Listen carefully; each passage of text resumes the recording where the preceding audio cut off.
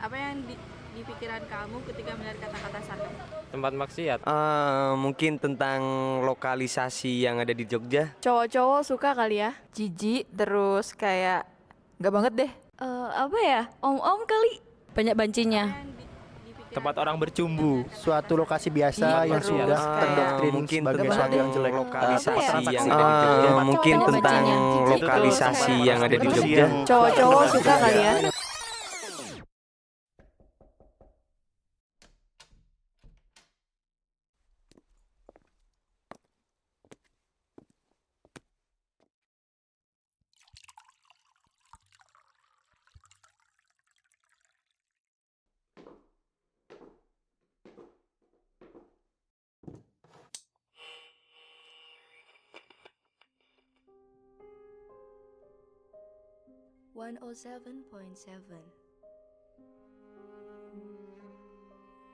Mau dengar pelajaran hidup yang berharga?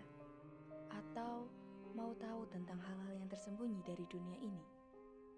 Dengerin terus Bersila bedah sisi lain kehidupan setiap Selasa dan Jumat pukul 7-8 malam. only on 107.7 FM. Momo lagi radio. Mereka menjual diri untuk hidup. Meskipun mereka tahu pekerjaan itu dibenci oleh yang memberi hidup. Selamat malam Mola, kembali bersama Ardel di sini yang akan nemenin kamu selama 10 menit ke depan di Bersila Bedah Sisi Lain Kehidupan. Pada malam ini dengan tema Untuk Hidup dan Yang Menghidupkan. Stay tune terus Mola di 107.7 FM Momo Lagi Radio.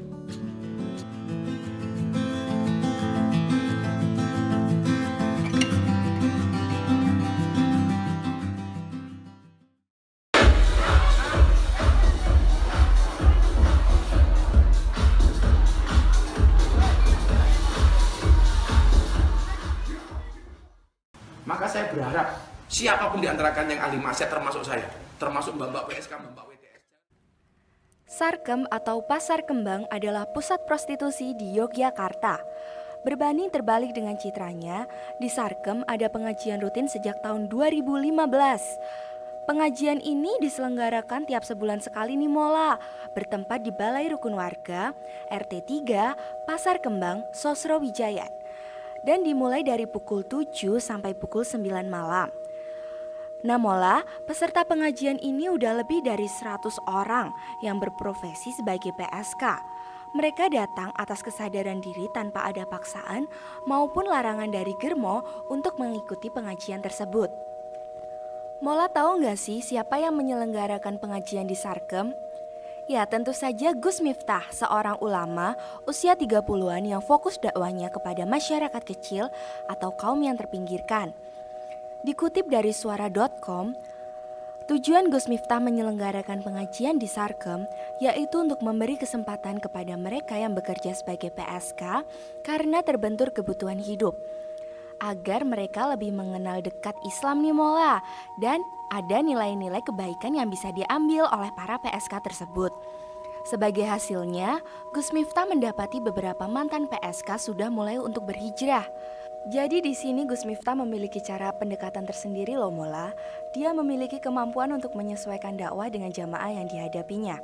Seperti kata seorang PSK, sebut saja Yuli, yang mengaku senang dengan diadakannya pengajian. Sebab materi yang disampaikan mudah dipahami.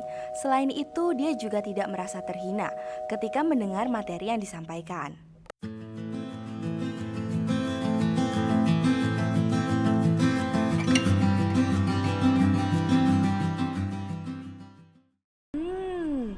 Boleh nggak sih nyelenggarain pengajian di tempat prostitusi? Yuk langsung aja simak jawabannya dari Ustadz Atang Solihin. Nama saya Atang Solihin. Di Gamping saya sebagai ketua forum silaturahim masjid dan musola atau forsim. Dakwah ini kan sifatnya ada dua, ada dakwah yang bersifat amar ma'ruf, ada yang bersifat nahi mungkar. Nah, amar ma'ruf itu kan mengajak orang untuk berbuat baik. Nahi mungkar itu melarang orang untuk melakukan keburukan. Nah, jadi kita mengingatkan sekaligus memberikan arahan bahwa ini loh pilihan yang baik menurut agama. Tidak ada masalah karena inti pengajian tadi itu kan untuk proses penyadaran. Jadi proses penyadaran atau mungkin dalam bahasa lain proses humanisasi ya, untuk memanusiakan manusia sesuai dengan fungsi diciptakannya manusia. Itu kan diantaranya mengajak itu melalui pengajian. Itu kan bagian dari edukasi dan dengan menggunakan metode pengajian.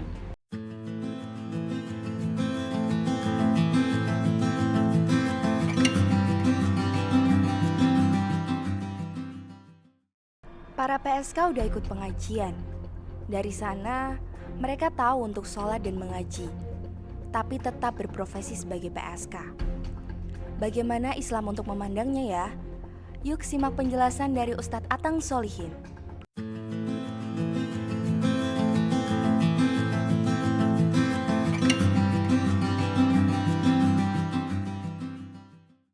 Iman itu kan harus inspiratif, dan dia iman itu bisa inspiratif ketika iman itu diwujudkan dalam aktivitas yang baik. Tetapi selama dia melakukan buruk tidak mungkin, karena kan kata Nabi la yazni zani, seorang pezina tidak mungkin dia melakukan zina wa huwa mu'minun. Pada saat itu dia dalam kondisi beriman. Ketika orang sholat kemudian masih, katakanlah pezina tadi sudah sholat tapi masih buka praktek, berarti kan sholatnya belum mampu mencegah fahsya dan mungkar. Nah, sholat itu bisa betul-betul sholat ketika dia sudah meninggalkan itu. Intinya kan yang bisa menghapuskan dosa seseorang itu kan tobat. Nah, tobat itu adalah penyesalan yang dilakukan oleh seseorang, lantas kemudian dia tidak lagi melakukan perbuatan yang sama. Setelah itu kemudian dia meninggalkan perbuatan buruknya, terus dia memfollow up-nya dengan perbuatan baik.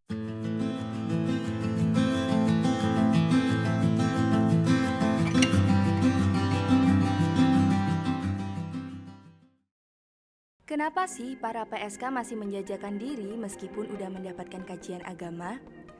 Kalian penasaran gak sih Mola gimana dari sisi psikologi para PSK? Yuk langsung kita dengerin dari ahlinya.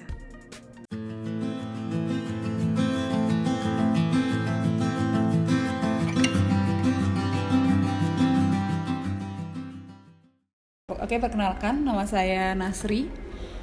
Saya seorang psikolog ya, psikolog klinis. Sementara ini saya menjadi mentor tesis di UMS, di Fakultas Psikologi, Magister Profesi Psikologi. Saya juga membuka praktek di rumah sebagai seorang psikolog gitu. Saya mencoba melihat dari sisi psikologisnya mereka gitu. Ada teori yang menyatakan bahwa dari teorinya Maslow, mungkin teman-teman ada yang tahu hierarki kebutuhan. Di situ ada 5 hierarki. Jadi yang ada 5 tingkatan. Yang pertama itu kebutuhan fisiologis. Seseorang itu semuanya butuh itu. Kebutuhan fisiologis. Kemudian ada kebutuhan rasa aman. Kemudian ada kebutuhan kasih sayang. Dan sampai dengan yang paling akhir adalah aktualisasi diri. Nah, di mana seseorang itu butuh untuk dia bisa naik ke tahap selanjutnya kalau dia sudah kebutuhan yang paling dasar itu terpenuhi. Ya kayak yang PSK ini, dia butuh untuk memenuhi kebutuhan kenyangnya dulu. Namun dengan caranya yang masih salah. Pendekatannya itu akan tergantung orangnya itu sendiri. Misal merubah mindset, kita bermain kasih gambaran. Kerjanya seperti ini, resikonya seperti ini. PSK dengan seperti itu, ya dia melihat sekarangnya aja, enak gampang.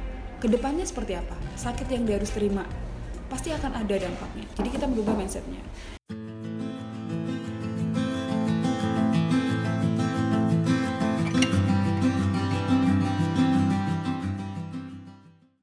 Alam ini bekerja dengan sistem yang sempurna.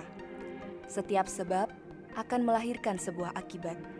Dan sebab yang sama akan selalu melahirkan akibat yang sama. Nah, gak kerasa nih Mola, udah 10 menit Ardel nemenin kamu di Bersila. Dan saatnya buat Ardel pamit dari ruang dengar kamu. See you only on 107.7 FM Momo Lagi Radio. Kelompok 4 Momo Lagi Radio. Produser Milania Dava Ramadhani. Scriptwriter Aulia Putri.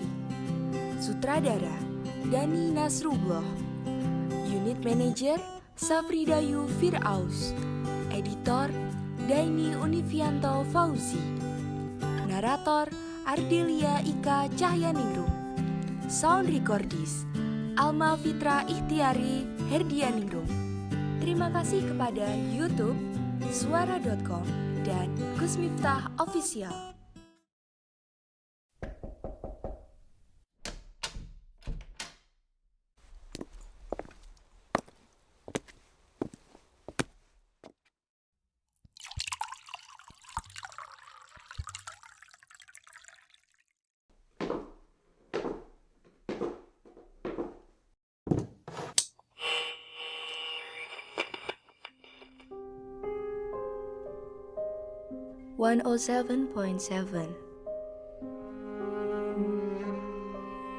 Mau dengar pelajaran hidup yang berharga?